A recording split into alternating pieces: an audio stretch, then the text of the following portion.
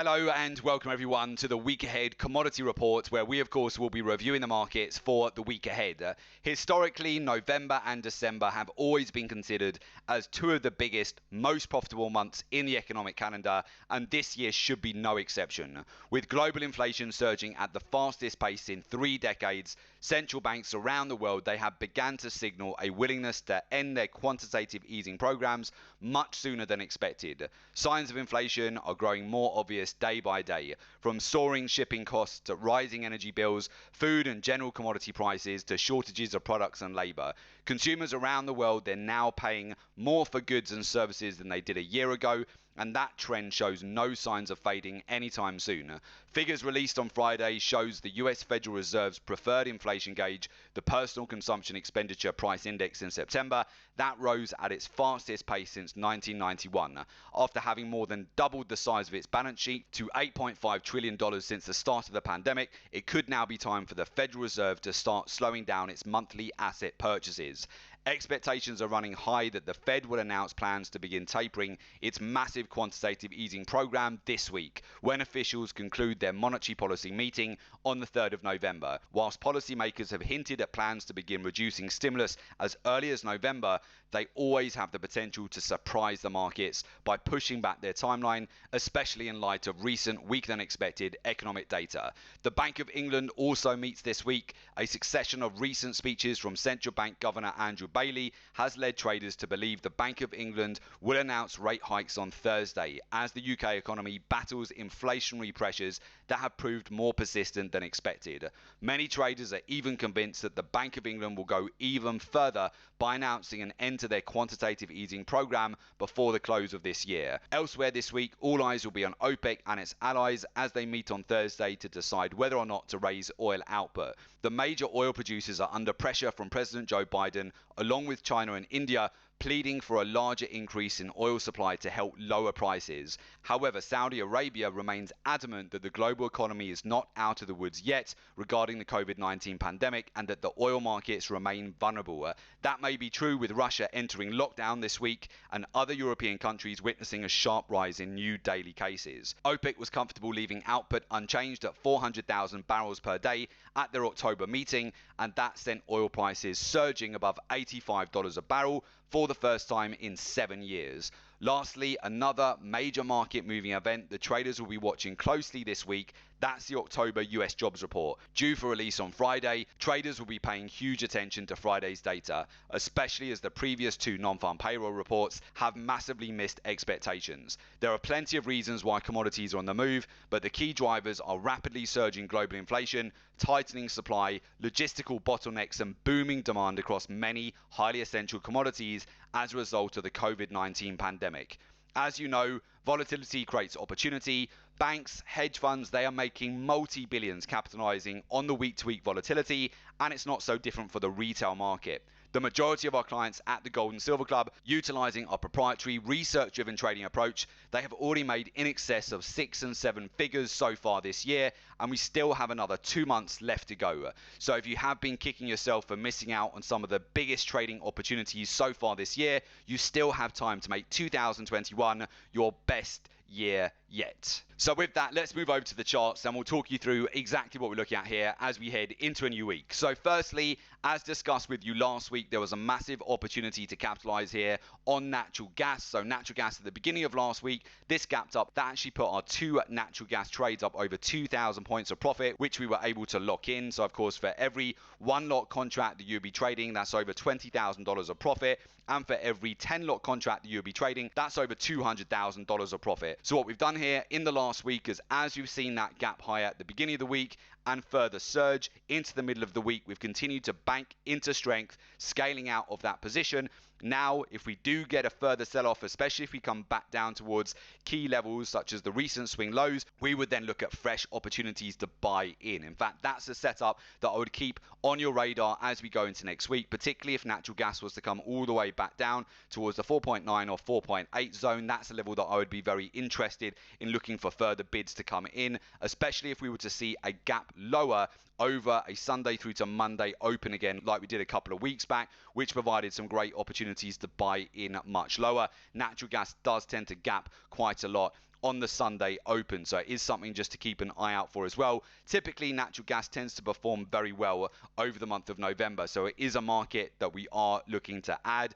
if we come down to levels which would be attractive to buy back in again here. Now, many of you have also, of course, observed last week our gold and silver asset of the day video. So we got it bang on with regard to the sell-off to expect on gold and silver on Friday after the European Central Bank announcement. Gold prices, they dropped down 1% on Friday. Silver prices also dropped down over 1% and retraced slightly into the close. So again, over 2021, so far every single European Central Bank announcement this year, gold and silver have tanked the Friday afterwards. Now, it's not to say that will continue going into next week because you have an FOMC statement on Wednesday and non-farm payrolls on Friday. So over the course of this week, I would expect price action to be range bound and choppy, but then again, the stats get quite strong for more selling pressure throughout the rest of November. So for example, over the last 7 years for silver, typically throughout the month of November, once you get non-farm payroll data out of the way, silver has sold off anywhere between 2.5% to 10% throughout the rest of November until the end of the month. We've also seen that on gold going all the way back to 2013. Once you get the non-farm payroll data out of the way next week, throughout the rest of November, gold has been under pressure 7 years in a row. If you know that, that can of course help you massively to get an edge throughout the rest of the month here. And you can see already where the dollar setup is in place. We've seen a breakout back above the 94 handle here, up 0.8% to the upside on Friday. At the peak of the move, it was up over 1%. For the week, it's up 0.5%. You can see very clear bullish continuation pattern to the upside. Obviously, if the dollar continues to gain strength throughout the month of November, that will put pressure on a lot of commodities, which can set up for some fantastic opportunities as you move towards the end of November and into December as well. Other markets that I would keep on the radar here going to next week would certainly be Palladium as well and copper too. So you can see Palladium over the last couple of days has been basing. In fact, we've had 4 tests back down towards the 1950 zone. Support coming in again into the close on Friday. Throughout the month of October, Palladium rose 5.4% and platinum rose 6.2%. As you know, on Palladium, we banked over 4,500 points at the beginning of the month when we saw a huge surge to the upside, following on from the usual end of quarter profit taking at the end of September and then right to the beginning of October, once China came back from their 1 week public holidays, their Golden Week holidays, where we established positions, we had a massive impulse move to the upside over 3 days, banking over 4,500 points there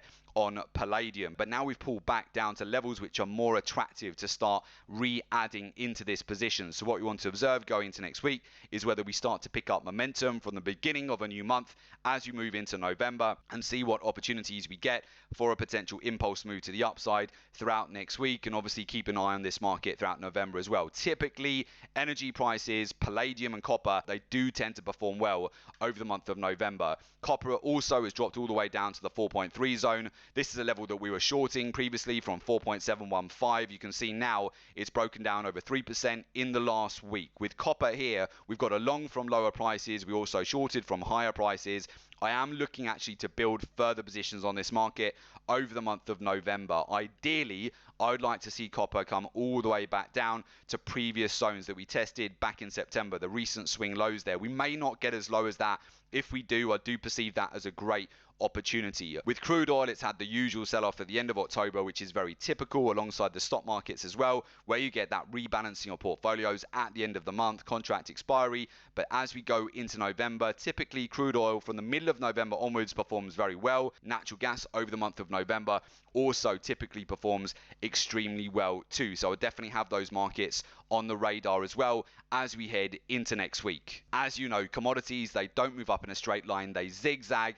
That presents us as traders with back-to-back trading opportunities. One of the biggest obstacles that holds many retail traders back from achieving their desired success, it's not having access to data and market intelligence to make confident decisions with accuracy in these highly lucrative markets. If you follow the wrong strategy, or worse still, if you lack access to the right data at the right time, you end up wasting lots of money and effort and have no results to show for all of your hard work.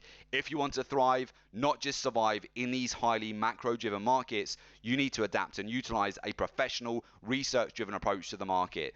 Trading like every other misguided retail trader using outdated technical analysis or gimmicky indicators, that will not work. We still have another 2 months left to go of this year.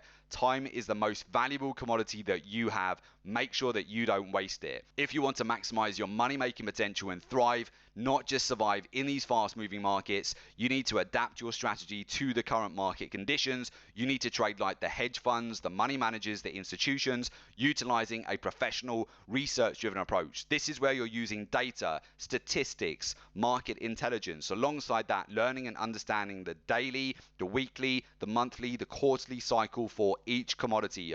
Learn and understand the intermarket correlations, the ratios in the market, capital flows. Alongside that, learn and understand the news items which will have the biggest impact for each commodity, creating those fast impulse moves that you can capitalize on extremely quickly. And of course, learn the intermarket correlations, the ratios in the market, key areas of liquidity, and also access to how the hedge funds, money managers, and banks and institutions are trading and positioned in the market. That will help you massively to get an edge. So with that, if you would like to join our community of successful traders, learn the research-driven approach to the market, and join our professional mentorship program, there is an opportunity for you to do so. As a client, you get access to our exclusive live trading room webinars. You get access to real-time trade ideas, institutional research and market intelligence, access to our private members academy website, and also support and one-to-one mentoring. For more information, just go to www.jointhelivetradingroom.com.